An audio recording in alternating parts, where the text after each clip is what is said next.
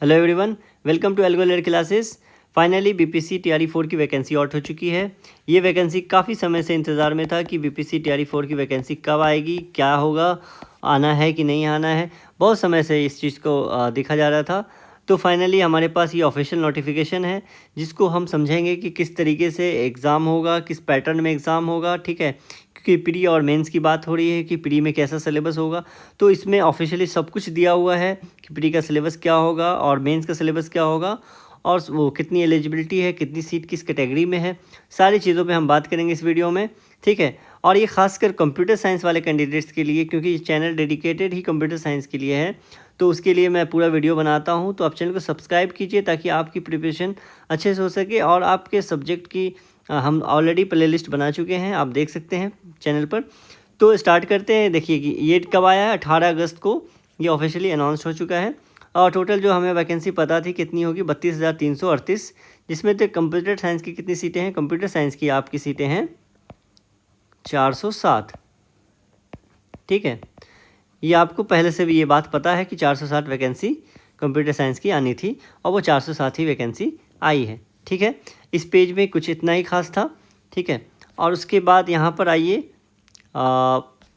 क्योंकि computer science subject जो है वो 11-12 के लिए होता है, तो 11-12 के लिए पोस्टिंग होती है, तो उसको कहते हैं उच्च माध्यमिक विद्यालय। ठीक है, और उच्च माध्यमिक विद्यालय में कंप्यूटर साइंस एक एडिशनल सब्जेक्ट होता है, जिसकी वैकेंसी कितनी है, 18। ये कंप्यूटर साइंस है, कंप्यूटर विज्ञान। ठीक है, तो टोटल वैकेंसी है आपकी 407 और ये कैटेगरी वाइज है। यूआर में अनरिजर्व्ड में है 213। ठीक है, और उसमें से आपका ये 35% फीमेल के लिए है। 213 में 35% फीमेल के लिए रहेगा, तो उसका 74 फीमेल का सीट रहेगा 213 में से।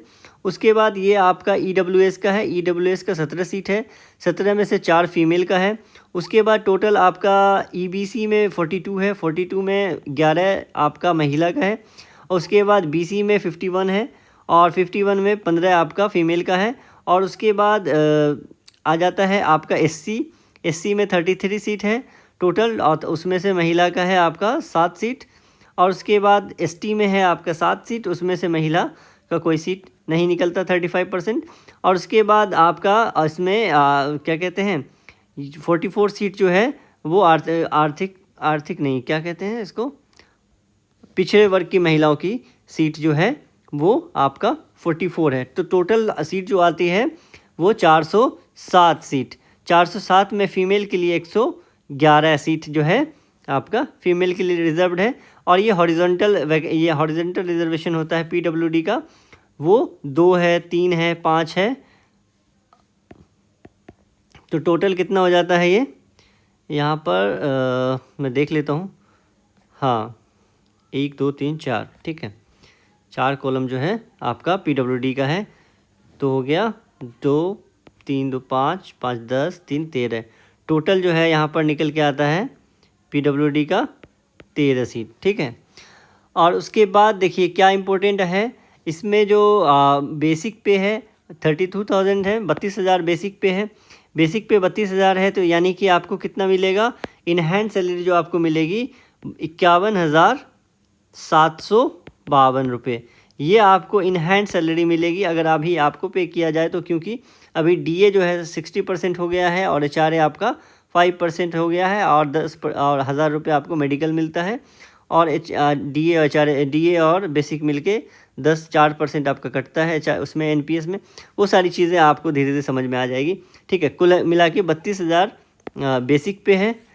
ठीक है, और उसके बाद 51,752 रुपये आपको इन हैंड सैलरी मिलेगी। ठीक है, उसके बाद देखिए क्या क्या चीज़ इंपॉर्टेंट और आता है। अब हम देखते हैं कि इसमें एलिजिबिलिटी क्या है।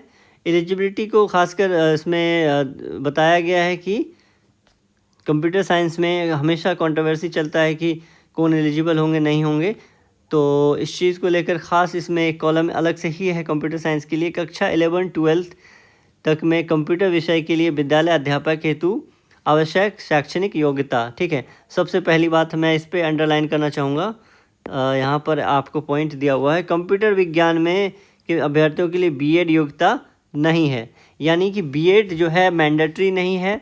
आपने बीएड करा है तो वो गुड, लेकिन आपने बीएड नहीं करा है तो कंप्यूटर साइंस में कैंडिडेट मोस्टली मतलब लगभग क्या 90% आपके बीएड नहीं होते हैं। तो बीएड नहीं है इसमें तो आपको कोई रोक नहीं है इसमें फॉर्म भरने के लिए, ठीक है। तो आपका 50% उसमें होना चाहिए ग्रेजुएशन या मास्टर्स में। आपने अगर बीटेक करा हुआ है तो DEO क्या है, DOEACC, अगर इस DOEACC से प्राप्त अगर लेवल 1 की आपका वो किया हुआ है सर्टिफिकेट और उसके बाद आपका पीजी किया हुआ है तो आप एलिजिबल हैं। किसी मान्यता प्राप्त DOE से मान्यता प्राप्त संस्थान है AICT, सॉरी यहाँ पे DOE बोल दिया था मैंने। AICT जो है जो इंजीनियरिंग की डिग्री को सर्टिफाइड करता है कॉलेज को, तो वो AICT होता है। तो BE BTech अगर आपके पास है तो आप तो डायरेक्ट कंप्यूटर साइंस में BE BTech एलिजिबल हैं, ठीक है। BE BTech computer science eligible हैं, ये 100%, इसमें कोई रुक नहीं है। उसके बाद आपका देखिए किसी भी स्ट्रीम में BE या BTech हो और कंप्यूटर साइंस में पोस्ट ग्रेजुएशन कंप्यूटर साइंस में हो तो आप एलिजिबल हैं, ठीक है। उसके बाद आपका कंप्यूटर साइंस में PG किया हुआ है तो ऑलरेडी एलिजिबल है, MCA किया हुआ है तो एलिजिबल है, ठीक है। उसके बाद किसी मान्यता प्राप्त विश्वविद्यालय से कंप्यूटर साइंस में स्नातक यानी कि ग्रेजुएशन कंप्यूटर साइंस में किया हुआ है या BCA किया हुआ है। अगर BSc कंप्यूटर साइंस है, यहाँ पर BSc इन CS, ठीक है, IT ये सब में रहता है BCA। उसके बाद जो है इसके बाद जो है प्लस आपका क्या होना चाहिए, आपका PG होना चाहिए किसी भी विषय में, ठीक है। तो आप फिर क्या है, एलिजिबल हैं, सिंपल सी बात है। MCA एलिजिबल है, MSc CS फिर MCA एलिजिबल हैं। और उसके बाद देखिए तो कुल मिला के इस तरीके की जो आपके पास सर्टिफिकेट है तो आप फॉर्म भर सकते हैं, क्योंकि आपके पास एक आपका वाइल्ड कार्ड एंट्री है, समझ लीजिए वाइल्ड कार्ड एंट्री है जो TET 2026 का वो ले आया गया है एडवर्टीज़मेंट। तो अभी आपका आज मैं रिकॉर्ड कर रहा हूँ वीडियो, तो ये 18 अगस्त है और आज से लेके 31 अगस्त तक आपके लिए क्या कहते हैं कि फॉर्म का विंडो खुला रहेगा STET 2026 का। अगर STET निकाल लेते तो BPC TRE 4 के लिए आप तो एलिजिबल, इस चीज़ को मेंशन किया है, मैं दिखा देता हूँ आपको, ठीक है। तो आपको एलिजिबिलिटी समझ में आ गई। एलिजिबिलिटी के बाद देखिए खासकर क्या चीज़ है जिसकी मैं बात कर रहा था, आयु सीमा, ठीक है, 18 वर्ष से ऊपर का और अच्छा खासा है इसमें, ठीक है। मैं PDF अपलोड टेलीग्राम चैनल पर डाल दूँगा, आप बाकी चीज़ें भी देख सकते हैं पूरा।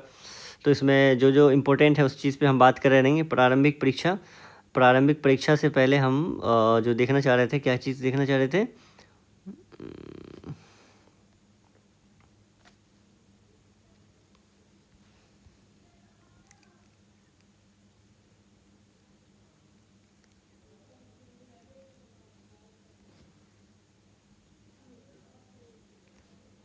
मैं ही भूल गया क्या देखना चाह रहा था। हाँ देखिए, ये देखना चाह रहा था कि जो अभ्यर्थी आपका वैसे अभ्यर्थी, इसको मैं येलो से हाईलाइट कर देता हूँ, वैसे अभ्यर्थी जो शैक्षणिक योग्यता आधारित हों एवं शिक्षक प्रशिक्षण पूरा कर लिए हों तथा माध्यमिक शिक्षा पात्रता परीक्षा STET 2026 में अपीयर होने वाले हैं, वे भी विद्यालय अध्यापक पद पर नियुक्ति हेतु आवेदन दे सकेंगे। इस चीज़ को आप समझ लीजिए कि आपके पास ये गोल्डन अपॉर्चुनिटी है जो कैंडिडेट्स के पास STET नहीं है, क्योंकि BPC के लिए TRE 4 के लिए जो कंप्यूटर साइंस के कैंडिडेट्स हैं उनको बता रहा हूँ कि उनके पास STET 2025 वाला या उससे पहले वाला नहीं है, तो उनके पास एक मौका है कि STET 2026 में अपेयर होकर क्वालिफाई कर लेंगे तो वो अपेयरिंग कैंडिडेट्स भी जो BPC TRE 4 है उसके लिए एलिजिबल हैं। तो ये पॉइंट जो है बहुत ज़्यादा इम्पोर्टेंट है, तो आपके पास एक मौका है, ठीक है, वाइल्ड कार्ड एंट्री का। तो यही मैं कह रहा था, वाइल्ड कार्ड एंट्री, ठीक है। चलिए तो फिर कहाँ पे थे हम, हाँ ये चीज़ हमारी हो चुकी है। अब हम क्या इम्पोर्टेंट पॉइंट पे आने वाले हैं कि हमारा परीक्षा किस तरीके से होगा, चयन प्रक्रिया क्या है। क्या है चयन प्रक्रिया। आप कई समय से सुन रहे थे कि प्री और मेंस होगा, यानी कि आपने सुना, आपने देखा कि बीपीएससी ने कैलेंडर जारी किया, उसमें ही बम फोड़ दिया ये कि प्री और मेंस होगा। यानी कि प्रारंभिक परीक्षा एवं मुख्य परीक्षा के आधार पर चयन किया जाएगा। प्रारंभिक परीक्षा और मुख्य परीक्षा के आधार पर चयन किया जाएगा, यानी कि आपका प्री एग्ज़ाम होगा और मेंस एग्ज़ाम होगा। प्रारंभिक परीक्षा में सफल उम्मीदवारों का मुख्य परीक्षा के लिए अलग से आवेदन आमंत्रित किए जाएंगे। यानी कि जो प्रारंभिक परीक्षा प्री में पास हो जाएंगे उन कैंडिडेट को फिर से आवेदन एप्लीकेशन भरने के लिए उसी पोर्टल से आपको मतलब इनवाइट किया जाएगा। प्रारंभिक परीक्षा एवं मुख्य परीक्षा में आवेदन में दी गई सूचनाओं में भिन्नता पाने पर, मतलब गलत होता है तो आपके ऊपर कार्रवाई हो जाती है। यही सब बातें होती है, ठीक है। प्रारंभिक परीक्षा फिर क्या है? प्रारंभिक परीक्षा अब क्या होगा? अब देखिए, प्रारंभिक प्रतियोगिता परीक्षा सामान्य अध्ययन विषय के होगी। ये पॉइंट यहाँ पे बहुत दुखद बात है, ये थोड़ा सा गलत है। गलत सही तो नहीं कह सकता हूँ, लेकिन हाँ, ऐसा नहीं होना चाहिए था। जो चीज़ें हो रहा है कि सामान्य अध्ययन विषय की परीक्षा होगी। जो प्री एग्ज़ाम होगा वो टोटली डिपेंड होगा जीके जीएस पे, ठीक है। सामान्य अध्ययन पे जिसके सभी प्रश्न वस्तुनिष्ठ होंगे, यानी कि एमसीक्यू बेस्ड होंगे, ठीक है। और एमसीक्यू होंगे। अवधि 2 घंटे की होगी और कुल यानी कि 120 मिनट में 150 क्वेश्चन, 150 क्वेश्चन और कितना 120 मिनट। और क्या होगा क्वेश्चन होगा जनरल स्टडीज़ जीएस से ओनली, ठीक है। और उसके बाद प्रत्येक प्रश्न 1 अंक का होगा और उत्तरों में से किसी भी उत्तर चयन अपेक्षित होंगे, ठीक है। प्रारंभिक परीक्षा में गलत उत्तर के लिए नेगेटिव मार्किंग किया जाएगा। नेगेटिव मार्किंग का मतलब है कि ये तो फिर आपको वहाँ पे आप ये प्री में फेल हो गए तो अब तो बैठ ही नहीं पाएंगे मेंस के लिए। मेंस में आप कंप्यूटर साइंस देंगे, ठीक है। कंप्यूटर साइंस और जीएस दोनों है, जो पहले था उसी प्रकार से, ठीक है। ये एक क्या है, ये छटनी कहते हैं जिसको आप कहते हैं कि ये एक कैसे क्या कहा जाए, उत्तर के लिए 1/3 1/3 मतलब 0.33 यानी नेगेटिव मार्किंग का प्रावधान होगा।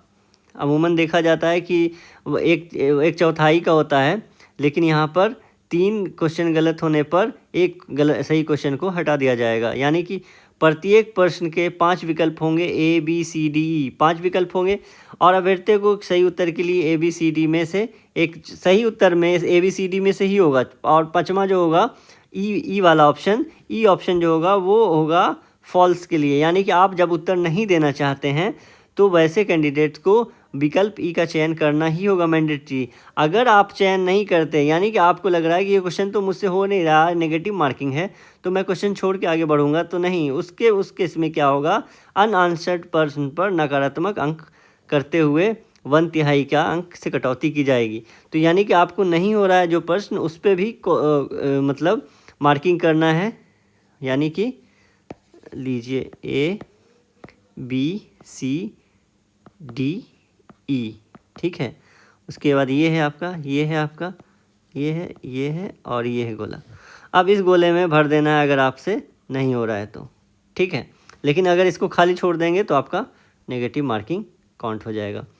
प्रारंभिक परीक्षा महज एक जांच परीक्षा है, यही कह रहा था, जांच परीक्षा है। यानी कि आपका फिर क्वालिटी सिर्फ चेक करेगा और फिर आगे बढ़ जाएगा। लेकिन यहाँ पर क्या है, इस प्रारंभिक परीक्षा में समान विज्ञान, जनरल साइंस, ठीक है, समान विज्ञान और राष्ट्रीय तथा अंतर्राष्ट्रीय, नेशनल इंटरनेशनल इम्पोर्टेंस और करंट अफेयर्स हो गया। भारत का इतिहास, इंडियन हिस्ट्री तथा बिहार के इतिहास की प्रमुख विशेषताएं, सामान्य भूगोल, ठीक है, बिहार के प्रमुख भौगोलिक प्रभाग तथा यहाँ की महत्वपूर्ण नदियाँ, भारत राज्य की व्यवस्था और आर्थिक व्यवस्था, आज़ादी के पश्चात बिहार की अर्थव्यवस्था, प्रमुख परिवर्तन, भारत के राष्ट्रीय आंदोलन तथा इसमें बिहार का योगदान, मानसिक योग्यता। यानी कि आपका ये जो जांच परीक्षा है ना, ये जांच परीक्षा जो है ये बड़ा मतलब आपको मेंस में लाने के लिए आपको ये बिहार से गुजरना पड़ेगा। बिहार की सारा इतिहास पूरा अच्छे से पढ़ना होगा, बिहार में क्या क्या चीज़ है सारी प्रमुख चीज़ों को समझनी होगी, ठीक है। उसके बाद आपको यहाँ पर क्लियर होगा कि आप प्री से मेंस की तरफ जा सकते हैं कि नहीं। आपको इसकी तैयारी अभी फ़िलहाल अच्छे से बढ़ानी होगी, क्योंकि प्री में ही रह गए तो आपकी मेंस की कितनी भी तैयारी हो, कितने अच्छे महारथी हो कंप्यूटर साइंस में, आप रह जाइएगा। तो इसलिए आप थोड़ा सा इस चीज़ को ध्यान दीजिए, नज़रअंदाज मत कीजिए। अब आते हैं हम मुख्य परीक्षा यानी कि मेंस की तरफ, मुख्य परीक्षा मेंस की तरफ आते हैं हम, ठीक है। अब उसमें हमारा जो है उसमें क्या होगा, ये 1 to 5 के लिए यहाँ पर दिख रहा है, वो 6 to 8 के लिए दिख रहा है, 9 10th के लिए दिख रहा है, और हम हैं कंप्यूटर साइंस 11 12th के लिए। तो यहाँ पर 11 12th कंप्यूटर साइंस में क्या है, ये वही सिलेबस है जो previous BPSC TRE 1 TRE 2 TRE 3 में हुआ था, उसमें डायरेक्ट यहाँ पे होता था, ठीक है। लेकिन इसमें अभी जो है कंपटीशन थोड़ा सा हार्ड हो गया, थोड़ा सा नहीं बहुत अच्छा खासा हार्ड हो गया है। आपकी तैयारी यहाँ पे कंप्यूटर साइंस की यहाँ से अच्छी चल रही थी, ठीक है। और अब क्या हो गया, अचानक से प्री का एक कॉन्सेप्ट आ गया है, जिस वजह से आपकी इतनी तैयारी भी बर्बाद हो जाएगी अगर प्री में फ़ेल हो जाते हैं तो, ठीक है। तो आपको ध्यान देना होगा प्री के लिए भी।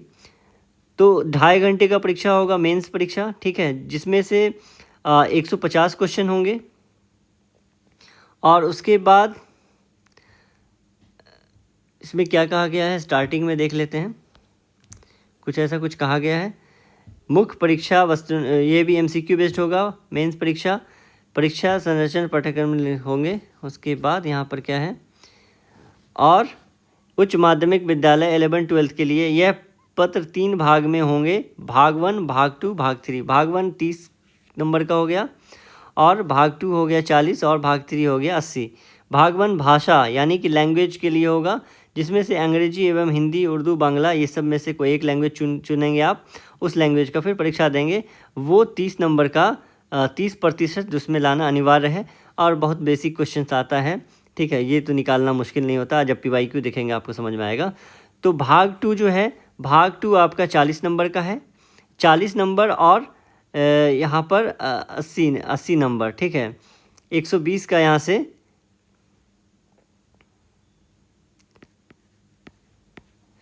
120 का ही हो जाता है।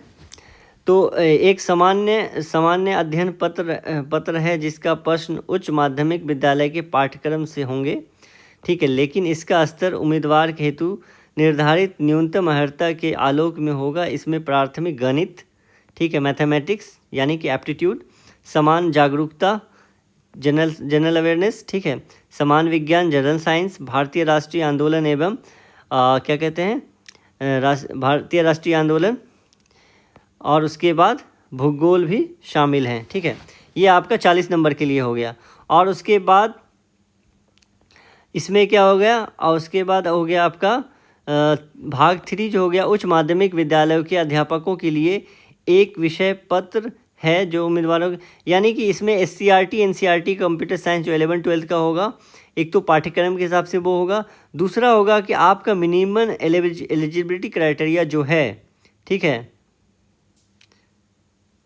हिंदी अंग्रेजी उर्दू संस्कृत वनस्पति मनोविज्ञान, ठीक है, यानी कि जो आपका मिनिमम एलिजिबिलिटी क्राइटेरिया है, यानी BTech है, BCA है, PG है, तो मिनिमम जो होता है, जो BTech का स्टैंडर्ड सब्जेक्ट लेके चलते हैं उस तरीके से होगा। प्रीवियस ईयर क्वेश्चंस में जो सब्जेक्ट कवर हो रहा है वही सब सब्जेक्ट्स आना है इसमें, क्योंकि इसका कुछ भी नहीं बदला है, ठीक है, चीज़ें, ठीक है। तो इसमें नेगेटिव मार्किंग नहीं होती थी, तो नेगेटिव मार्किंग इसमें भी नहीं होना चाहिए। सभी पदों के लिए ली जाने वाली मुख्य परीक्षा MCQ ऑब्जेक्टिव होगी, बेस्ड होगी। परीक्षा की अवधि 2 घंटे की होगी। 2 घंटे की परीक्षा, 2 घंटे की नहीं परीक्षा है यहाँ पे, 2 घंटे और 150 2.5 घंटे की है, ठीक है, यानी कि 150 मिनट की परीक्षा है और 150 क्वेश्चन है, ठीक है। उसके बाद और कुल 50 अंकों में प्रत्येक प्रश्न एक अंक का होगा, ठीक है।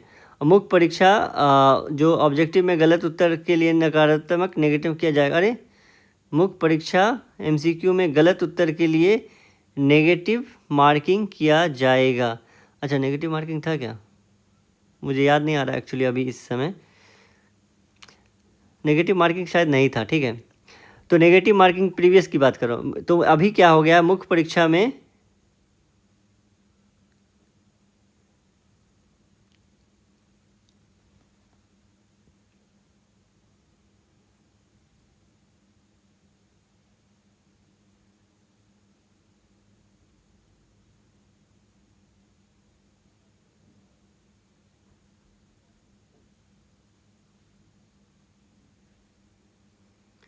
मुख्य परीक्षा में गलत उत्तर के लिए नेगेटिव मार्किंग किया जाएगा। प्रत्येक गलत उत्तर के लिए 1/3 1/3 नेगेटिव मार्किंग का प्रावधान होगा। तो नेगेटिव मार्किंग है, इसमें भी ABCD का ऑप्शन दिया हुआ है और इसमें उसी प्रकार से होगा। D तक का ऑप्शन होगा। E जो होगा अगर आपको छोड़ना है तो आपको चयन करना होगा E का, ठीक है। और वही चीज़ें हैं। तो कुल मिलाकर अभी एग्ज़ाम कब होगा इसके बारे में नहीं दिया गया है, ठीक है। बाकी सब चीज़ें क्या क्या चीज़ें हैं, बस इतना। ये खासकर मुझे बहुत ज़्यादा इंपॉर्टेंट टॉपिक्स, ये पॉइंट्स था कि जो आपको बताना था, आपसे शेयर करना था, ठीक है। तो आप अपनी तैयारी को आप समझ चुके होंगे कि आपका क्या किस तरीके से तैयारी करनी है। तो मैं खासकर कंप्यूटर साइंस वाले कैंडिडेट्स को कहना चाहता हूँ कि आप अपनी तैयारी जो है यहाँ पर प्लेलिस्ट में सब्जेक्ट चेक कीजिएगा। कंप्यूटर साइंस के सब्जेक्ट में कवर कर रहा हूँ। मैं जनरल साइंस तो नहीं कवर कर पाऊँगा, GK वगैरह, लेकिन कंप्यूटर साइंस को मैं पूरा कवर करूँगा। तो वो कंप्यूटर साइंस पढ़ना हो हमसे तो हमारे चैनल पर देखिएगा। तो ऑल द बेस्ट, फिर मिलते हैं अगली क्लास में।